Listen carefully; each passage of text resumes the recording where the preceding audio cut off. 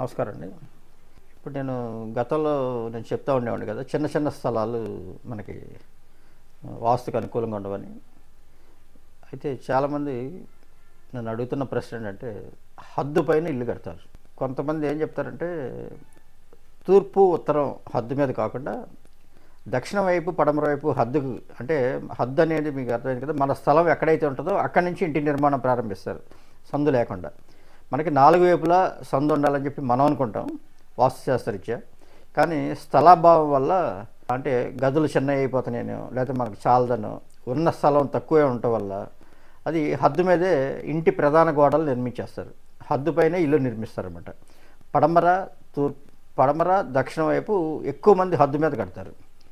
అది వాస్తుశాస్త్రరీత్యా కరెక్టేనా అంటే ఎంత చేసినా కూడా అది కరెక్ట్ అయితే నిర్ణయం అయితే కాదనమాట. వాస్తుశాస్త్రరీత్యా 4 వైపులా సందు ఉండాలి. అంటే మనం ఈ టాయిలెట్స్ పెట్టినప్పుడు పైప్ లైన్స్, వాటర్ లైన్స్ వెళ్ళటానికి మినిమం ఒక అడుగు అయితే కావాలి. ఆ పైప్ లైన్స్ అన్నీ కూడా మీరు హద్దు మీద కట్టేస్తే అది బయటికి వెళ్ళిపోతాయి పైప్ లైన్స్ అన్నీ కూడా.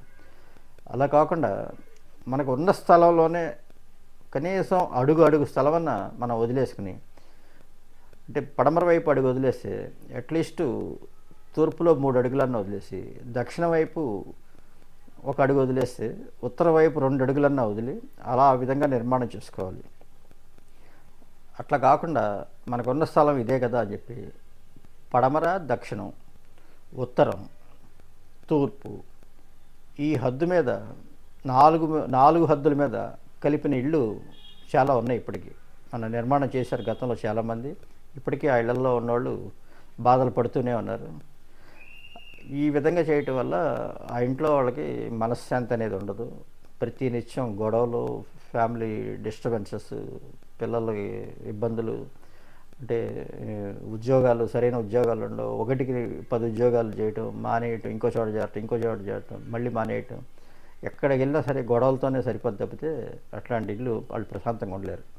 అందుకనే నేను ఇంతకుముందు కూడా కొన్ని వీడియోస్ చెప్పాను.